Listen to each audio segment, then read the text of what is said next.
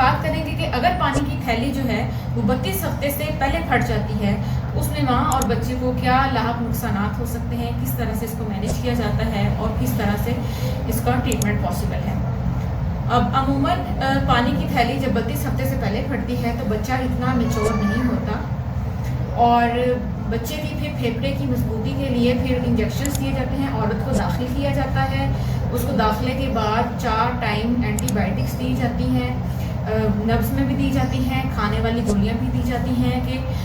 ना तो माँ इन्फेक्ट हो, माँ के खून में इन्फेक्शन शामिल ना हो और ना ही बच्चे को इन्फेक्शन हो। उसके साथ ही साथ जो उसका पानी निकल रहा होता है उसके लिए उसको साफ़ सुथरा पैड दिया जाता है कि उसका रंग देखा जाए, कहीं बच्चे ने पखाना तो नहीं कर लिया, या कहीं अगर बच्चा पखाना कर लेता है तो उस सूरत में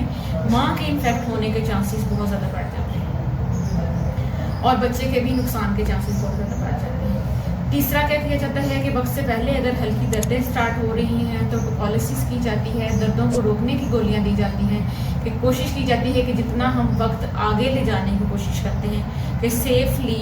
माँ और बच्चे को नुकसान पहुँचाए बगैर, माँ के इन्फेक्शन के बगैर और बच्चे के नुकसान के बगैर जो है कोशिश की जाती है कि हम हफ्ता 2 हफ्ता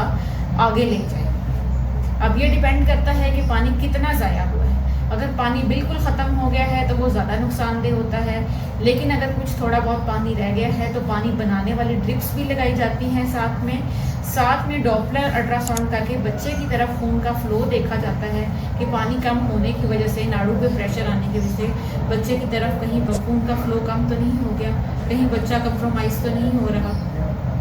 तो ये सारी चीज़ें साथ ही साथ, लेकिन मोस्टली ये ट्रीटमेंट जो है ये अस्पताल में दाखिल करके किया जाता है। माँ और बच्चे दोनों की जो मॉनिटरिंग है अस्पताल में दाखिल करके की जाती है। अब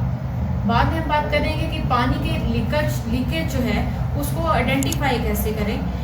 कि औरतें जो उनको वजाइनल इन्फेक्शन या लेगोरिया होता है उसको भी पानी की थैली फटने से कंफ्यूज कर लेती हैं। पानी की थैली फटने से को उससे कंफ्यूज नहीं करना चाहिए। अगर आप पैड रखें, पैड पे अगर आपको बिल्कुल साफ़ सुथरा पानी के जैसा पानी महसूस होता है तो वो अमूमन वाटर बैग लीकेज होता है। इसके लिए हम एक फाइब्रोनेक्टिन टेस्ट करते हैं, फाइब्रोनेक्टिन टेस्ट होता है, उससे पता चलता है कि आया ये पानी की थैली का पानी है या फिर ये वजाइनल इन्फेक्शन है।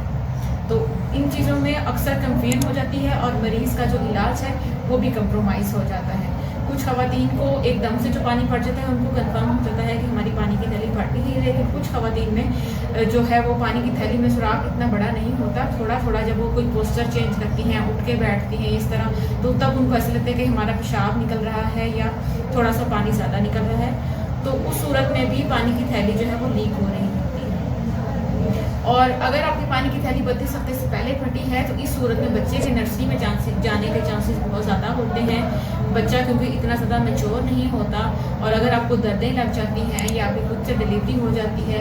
या अगर आपको साथ में इन्फेक्शन हो जाती है, माँ के खून में अगर इन्फेक्शन आने लग जाती है, उसकी नब्ज़ बढ़ने लग जाती है, उस सूरत में डिलीवरी हर हाल में करनी होती है क्योंकि इससे माँ की जान को नुकसान हो सकता है, जिसको हम डिसेमिनेटेड इंट्रावेस्कुलर कोगुलेशन कहते हैं या DIC कहते हैं कि माँ के खून के अंदर जो है वो इन्फेक्शन शामिल हो जाती है। तो उस सूरत से बचते बचते जब तक माँ इन्फेक्ट नहीं हो रही, जब तक उसकी CRP का टेस्ट पॉजिटिव नहीं आ रहा, तब तक हम हमल को आगे बढ़ाने की कोशिश करते हैं। लेकिन अगर एक बार हमें ये खून के टेस्टों में या फिर हमें उसके मुआयने से महसूस हो कि उसको इन्फेक्शन हो रहा है, बच्चेदानी का इन्फेक्शन हो रहा है जिसको कोरियोमनाइटिस कहते हैं, तो फिर हमारी कोशिश यही होती है कि